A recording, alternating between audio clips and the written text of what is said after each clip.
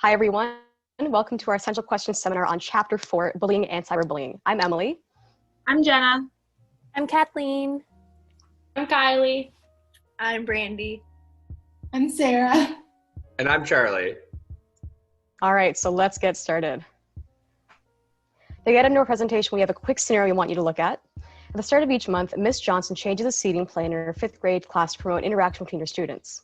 Kathleen and her friends, Kylie and Emily, are seated in one row. Behind them are Jenna, Charlie, and Sarah. Ms. Johnson notices that Kathleen, who usually participates in class, has been quiet all morning.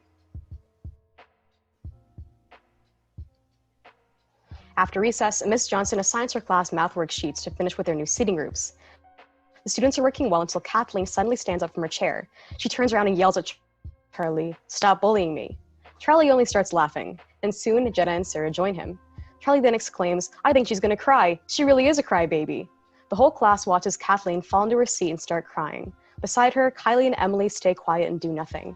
While Kathleen sometimes struggles with math, Ms. Johnson has never seen her this upset. So we have a few questions we want you to consider as we go through our presentation. Is Kathleen really being bullied, or is this an isolated incident? What can we infer from the scenario alone? And what questions can Ms. Johnson ask Kathleen to learn more? Number 2, how can Ms. Johnson respond to this incident at the moment? And how can she respond after class? And lastly, what steps can Ms. Johnson take to prevent bullying in and outside of her classroom?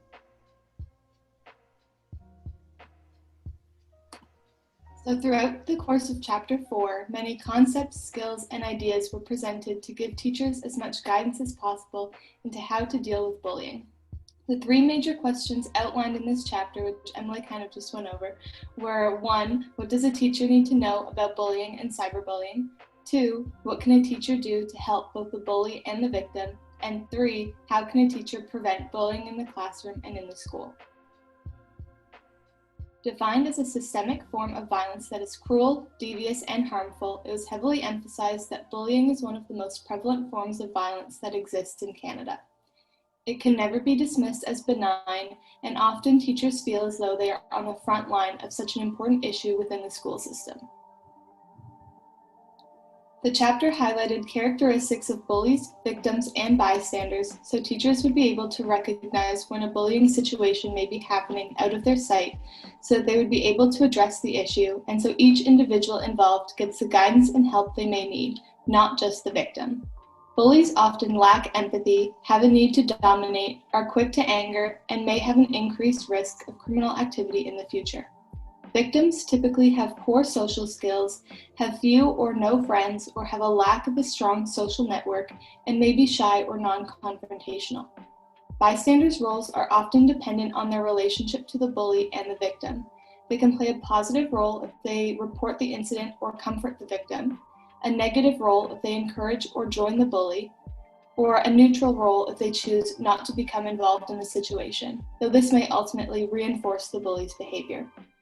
Often, bystanders will fear that they may become the victim if they intervene, may feel as though they will make the situation worse for the victim, are worried about being labeled a snitch, or worry that any adult they inform will do nothing to help the situation.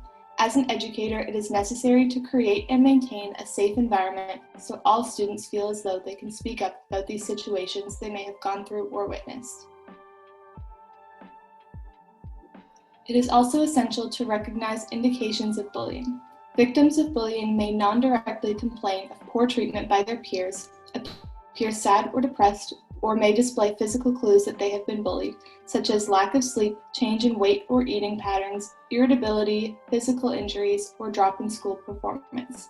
Victims and bystanders of bullying generally have higher levels of anxiety, depression, and suicidal thoughts, which may stay with them for many years after the bullying incidents. Through descriptions of the various types of bullying, physical, verbal, or through social actions, the chapter gives teachers as much insight as possible into various situations before they will be experiencing them. Specifically, with the rise in social media, the chapter has a great focus in cyberbullying and the categories of cyberbullying that exist. Harassment, which is the repeated offensive, rude, or insulting messages. Denigration, which is the distribution of derogatory and often untrue information about another individual. Flaming, which involves online fighting that uses angry or vulgar language. impersonation, in which the bully hacks into someone's personal account and poses as them, outing or trickery, in which someone's personal and/or embarrassing information is shared without their consent, and cyberstalking, which involves the continued sending of threatening, highly disturbing, or intimidating messages. Sometimes bullies will use a combination of these methods, and others on the internet will be more likely to follow suit after witnessing such hurtful methods of bullying. Within the chapter, the author wants to convince readers that there is more to bullying than simply what happens on the surface. So much happens behind closed doors or out of sight of any parent, guardian, or teacher. They wish to convey the importance of knowing bullying patterns and characteristics of everyone who may be involved so that they will be able to intervene instead of waiting for a student to explicitly tell them what's going on. They wish for educators to be proactive instead of reactive in bullying scenarios due to the detrimental effect it can have on everyone involved. They truly wish to express the need to help bullies, where it is essential to discuss with them the importance that it stops immediately, will not be tolerated as everyone deserves to be treated with respect, and to follow through on consequences for repeated behavior. Through the emphasis of needing to help all parties involved, it is displayed that the problem does not lie within one individual, but the act of bullying itself. One of the main reasons the author wrote this chapter on bullying was to inform teachers of the severity of bullying in Canadian schools today, as Canada was identified as having the 9th highest rate of bullying among 35 countries. Additionally, this chapter was written to provide a resource or a form of guidance for teachers who may be unfamiliar with how to deal with situations involving bullying. This chapter was written for a variety of different people. Teacher candidates such as ourselves, it helps to educate us as we're new to the situation, new teachers, and even seasoned teachers who may be unfamiliar with some of the newer forms of bullying. For example, with technology continually advancing, cyberbullying is an example of one of the new forms of bullying that not all seasoned teachers would be educated on, and this chapter does provide that resource.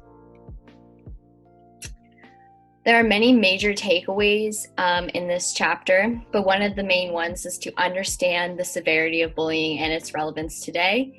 This chapter is sure to express how bullying is a worldwide problem, and that according to the UN Convention of 1990 on the Rights of Children, any child has a right to feel safe at home and in school and in their own community. Therefore, it needs to be dealt with. Another major takeaway is the different forms of bullying, which were previously mentioned, such as physical bullying, cyberbullying, verbal bullying, and social bullying. This chapter addresses the effects of bullying on everyone involved. How does bullying affect the victims, the bullies, and the bystanders? Another important point from this chapter is knowing the 3 S's of crisis management, which are safety, security, stability, and finally, support. This chapter also provides anti-bullying policies along with bullying prevention programs for both schools and individual classrooms. For example, they list roots of empathy as one of their guidelines. The final major takeaway from this chapter is overall being able to identify when a situation of bullying occurs and what are the appropriate consequences and actions that need to be taken for all the parties involved. Now, while the text provides us with a lot of great strategies in understanding bullying, there are still things that we can criticize the book for missing, misunderstanding, or not covering completely. First, what should teachers be cautious about? We need to be cautious about our understanding of the relationships in a classroom and how we can affect the balance of power that exists between students existing within this pseudo-small hierarchy. Bullying does not exist in a vacuum. It exists within complex social webs between students. And to quote the revolutionary Brazilian pedagogue Paulo Freire, the oppressed, instead of striving for liberation, contend themselves to become oppressors. If teachers are not cautious on how they handle a bullying situation, you may, instead of creating a situation of peace, create a new system of bullying. We also need to understand that bullying is ingrained deeply within our society, and we will struggle to remove it altogether from our classroom. Teachers and students both interact with greater aspects of the society that can be violent and bullying and generally oppressive. And it's something that we must understand if we're going to try and alleviate bullying to the extent that we wish in our classroom. Now, what needs to be examined more deeply in the text? Now, as I mentioned previously, we live in a society based in unjust hierarchies and in competition. We live in times when economic competition, interstate competition, all of which are blasted on the news and can cause incredible amounts of stress to students. Students, they will know that these hierarchies and competitive systems exist, and they will seek, rather than to destroy them or to remove them as a group, they will exist, as mentioned by Freire, to become the oppressors themselves. Children are also facing a tremendous amount of pressure to culturally conform. And often the lack of conformity to certain ideas is a common cause of bullying. It is these dominant cultural ideas that can cause the oppressive systems that bullying festers and intensifies. Now, what should we question the validity of within the text? In particular, we need to question the validity of the book's individualistic approach to addressing bullying. While it does provide some aspects in representing the communal aspect of bullying, there is an element in which it still approaches it as the individual faults of particular students. While we cannot completely remove the individual actions of certain students, we need to recognize bullying as it exists within greater societal norms. We also need to recognize the role of this perceived neutrality of the teacher. Once again, to quote from Freire, washing one's hands of the conflict between the powerful and the powerless means to side with the powerful, not to be neutral. And to put it in more blunt terms, to quote the anthropologist David Graeber, "It doesn't matter who started it" are probably 6 of the most insidious words in the English language. We also need to question the lack of discussion within the text of situations such as toxic masculinity and societal enforcement of gender roles, as they are often a form of bias that can influence how teachers will handle bullying, whether it be misunderstanding the roles between female and male students, to the classic case of an assertive male in a classroom being referred to as a leader, and an assertive female in a classroom being referred to as bossy. We need to make sure that we look at these situations in a way that recognizes unjust hierarchies within a bullying atmosphere. All right, so similarly to Charlie's points, I'm just going to point out some of the things we should be a bit more critical of when we're reading the chapter. The textbook does a great job of explaining lots of things, but of course there's always a few faults, and we should always look into just different things you can criticize when you're reading anything in order to take the maximum amount of information away. So as with any piece of text, there was of course biases that are evident in the chapter. So the first one that I'm going to point out is that the chapter is written from the point of experts, adults, so experts in the field, perhaps past teachers, but it's not from the point of view of students. It's not from the point of view of bullies or victims or bystanders. So we're not getting that direct, this is why I bullied someone, or this is how I felt when I was being bullied. A lot of it is based on the research and extrapolated from this is how it seems it's affecting the students, or this is how it looks in the classroom. Whereas we don't receive a lot of, this is why I did this, or this is how this particularly made me feel from directly from students. And as well, the main focus of the chapter, although it does dive into different intervention methods, is helping the victim. But as Charlie said, it is a whole situation thing. It's issues with our society, and bullying is not something where you help the victim feel okay and then the situation dissolves and goes away. And I think we're all pretty aware of that. So that was just not explained fully in the chapter. All right, so as well, we need to look into what vital information is missing, what should we know about the topic of bullying and cyberbullying that is not included in the textbook. So the first one, Charlie did include this a little bit, but the situations and scenarios in the textbook are very, very oversimplified. So bullying is rarely an isolated one-on-one situation where there's one bully and one victim and maybe a couple of bystanders. As probably all of you guys watching this know, bullying is really complicated in schools. It's normally between groups or within a group, or like it's not as black and white as to be one bully, one victim. So the textbook could have dived into more the complexity that bullying can take on. But I do understand that it is easier to teach us as bully versus victim. As well, the textbook was published in 2016, which is only 4 years ago, so it is fairly recently published. But since 2016, so in 2016, I was still in high school. So since then, there has been a lot of technological advances. So with that comes cyberbullying advances. So the missing information is, how did these new social medias, these new platforms, new messaging devices, anything, how did they change cyberbullying and how it looks? That was not included. And as well, similarly, since the book was published in 2016, most of the statistics were from quite a bit before that, maybe 2013, and many of them were from the 90s. So I do understand perhaps there's not that many studies that are going on, taking place, especially when it pertains to Canadian bullying, but just a lot of these stats we kind of need to take with a grain of salt because we don't know if they're still completely accurate today. And then as well, when I was looking into more recent research, we found that experts are now calling certain behaviors gateway behaviors.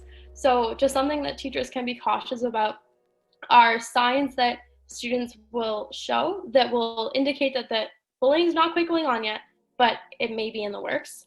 So these include eye rolling, prolonged staring, back turning, laughing cruelly or encouraging others to laugh, name calling, ignoring or excluding, causing physical harm, spying, and stalking. So that's just something to keep in mind as we go into the classroom.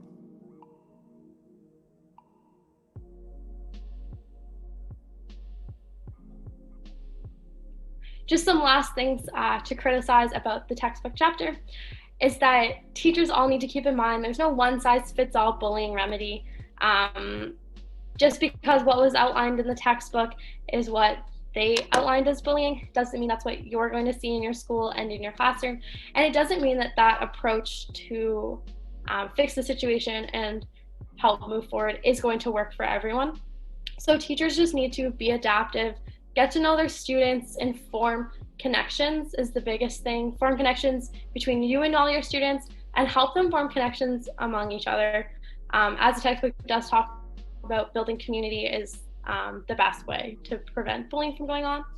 And just make sure the students know that you are there to support them, because perhaps the method of fixing the situation won't be what works for you in your school. And as well, all teachers just need to be conscious that you need to look into your schools and your district's specific anti-bullying programs in order to be well informed as what's going on in your area and your school. Okay, so as a teacher, how can we use this information in our classrooms? So what you should know. So first of all, you need to be up to date with what hate crimes can look like. So consider how cultural differences, politics, and global events may impact your students. So for example, think about the Black Lives Matter movement that's going on globally right now. Though Canada has made leaps and bounds in the battle against racism, this issue is still prevalent within Canadian society. Tensions were and still are high, which can influence connections and interactions between your students inside and outside of the classroom. Next would be to know the laws, school policies, and local initiatives. So these can be indicators of what kinds of bullying are prevalent at your school and can provide resources. So for example, most schools are generally a zero tolerance schools for bullying. This can be helpful as punitive measures have to follow or intervention has to be done. It simply does not get swept under the rug. Also, legal action can occur for children 12 and over, so children can be placed on peace bonds, so what you would know as restraining orders, or can be charged criminally for harassment, uttering threats, assault, etc. And generally, police are also able to provide warnings to children should the bullying become extremely severe. Knowing local initiatives to end bullying or prevent bullying is also helpful for when you want to be able to refer children to organizations outside of the school that may be able to help. So let them know about their options, about therapy, support groups, and or activities they can attend to kind of take away from the intensity of the potential bullying, as well as the potential bullies can get help outside of the school. Next would be to be aware of behavior between students and their interactions. So noticing when a student's behavior has changed dramatically in a short period of time can indicate something is wrong. So if you see a student who is normally happy and bubbly all of a sudden become quiet and withdrawn, you definitely know something is up. Same if you have a student who is normally quiet and withdrawn, all of a sudden become loud, aggressive, obnoxious, something may be up. However, the changes may not be so apparent. A student may act normal during class, but they may be alone during recess, or they may feel isolated. They may become more attached to you as a teacher, or they may seem disinterested in group activities they once used to participate in, or just not show up to school in general. Also, you need to be aware of the multiple facets of bullying. So consider cyberbullying. This can be happening right under your nose, so make sure you're aware of the use of technology inside of the classroom and outside of the classroom and other parts of the school. Social exclusion. Be aware of their interactions. For kids especially, feeling the sense of belonging is very important. So if they're being excluded from their friend groups, that is definitely going to affect them not only emotionally, but also intellectually in the classroom, and it'll affect your rapport with the student. Physical violence. Even when the children are playing, be cognizant of the physicality. It could be more extreme than necessary, and the victim could be too scared of being excluded to say anything. So make sure that you're very aware of the physicality of the kids. It's not just kids being kids. Sometimes you just need to be aware. Emotional violence. Children can be mean, but it doesn't mean they should be. So keep in mind and pay attention to the words they use and the language they use to another student. Those can hurt just as much as any punch. So emotional violence is something that may not be as prevalent to you as a teacher, but it's pretty severe when it comes to the students. You may not notice bullying either, but the reaction to it, a child could be losing sleep, having nightmares, having no appetite and losing weight, overeating and gaining weight, have angry outbursts they generally didn't have before, or be unwilling to attend school and are frequently sick. So if you notice something is up with a student, it may not be as prevalent to other people, but to you, you could notice that they're falling asleep during class, so that may mean they're losing their sleep and having nightmares. So just be aware. And like I said, it's very important as a teacher to be as aware as possible, not only with your students, but what's going on in the world and what's going on in the school and around it. Okay, so as for how to improve student learning, 2 ways that you can be proactive are creating an environment of respect and empathy, and that'll go hand in hand with building the social and emotional skills of your students. So obviously these are pretty big asks, but if you, through your actions, make it clear that everyone deserves to be treated with dignity and respect, and everyone is different and has the right to be different, this can work towards creating that environment. And as for the student side of it, if you encourage them to work on those social skills and emotional skills, that will help build that culture. So some of those skills involve self-awareness, self-management, social awareness, relationship skills, and responsible decision-making. Another way to encourage this is to have a discussion-based classroom culture where the students are encouraged and allowed to share their real-life experiences. And when you allow this, it can create a sense of cohesion between the students when their real-life experiences are validated. The next point is to frame your reactions to bullying with compassion for all parties. So this is something that was really stressed in the chapter. So I think traditionally we understand that victims of bullying should be treated with compassion and should be given resources to help them recover from this traumatic situation. But at the same time, this chapter has shown us that if you don't bring attention and resources to the bully, they're probably going to repeat their behavior. This also applies to bystanders. So if we come from a place of compassion to everyone involved in the bullying situation, this is probably how we're going to resolve it for everyone. As well, applying consequences for the bully should be delivered through the logical consequences framework that we found in this chapter. So we know that punishment for punishment's sake is not effective, but it should be logical. So if the bully stole something from someone, they should return it. If they broke something, they should work to fix it. So the consequence, the bullying, the consequence, and then fixing the situation are all connected. So the bully can make logical sense of what happened and work to resolve the situation as best as they can. And another important thing for the teacher to remember is that you don't have to be an expert on these topics. There are tons of resources out there. There are likely resources in your school, which we talked about before, local initiatives, things like that. So if you encounter a bullying situation in your classroom and you don't feel comfortable tackling the whole thing, because as we know, it can involve a lot of other factors, societal factors, there are places that you can go for information. Which brings me to the last point, which is ultimately improving your student learning when it comes to bullying means being a model. We know that behavior is learned through modeling. So if you approach your students with respect, you can set a standard for how you want your students to treat you and how you want your students to treat their peers. So do your best to not tolerate any disrespectful behavior in your classroom, between your students or from your students to you, and of course, don't act disrespectfully towards your students. And also make sure that you're acting respectfully towards your colleagues. If your students can see you bullying other teachers, how would they know that that's not appropriate for them to do either? And finally, making an effort to connect with all your students will definitely help you improve student learning because you'll be able to pick up on those differences, or you'll notice when certain groups are excluding someone they used to, be friends with. And students who are experiencing bullying will feel more comfortable approaching you.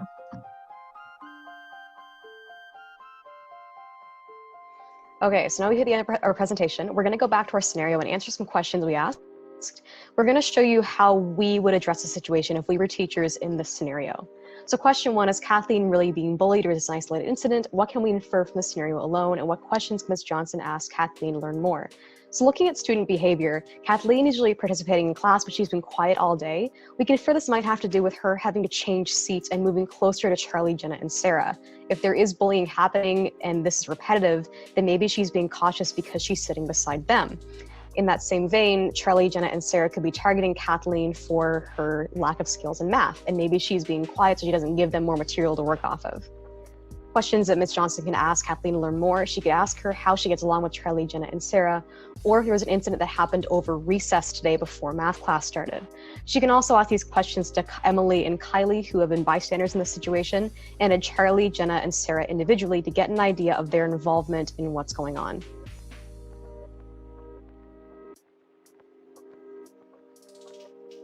So question number 2, how can Ms. Johnson respond to the scenario in the moment, and how can she respond after class? Right now, the most important thing is for her to get control of her classroom back and diffuse the situation. So right now isn't the time to gather information, more to set up meetings to have with her students later to discuss these things.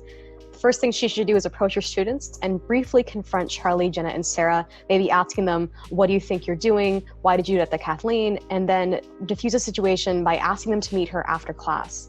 Then she can offer Kathleen a hallway break and briefly check in on her as well and help her kind of calm down.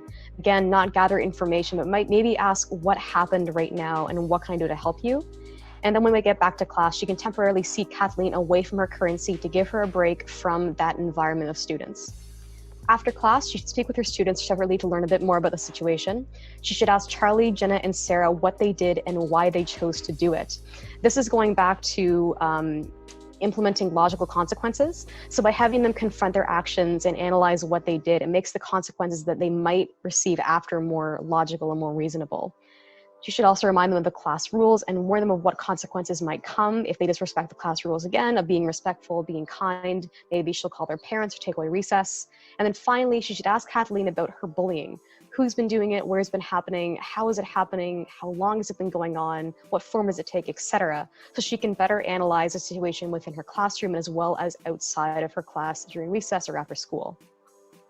And lastly, what steps can Ms. Johnson take to prevent bullying in and outside of her classroom?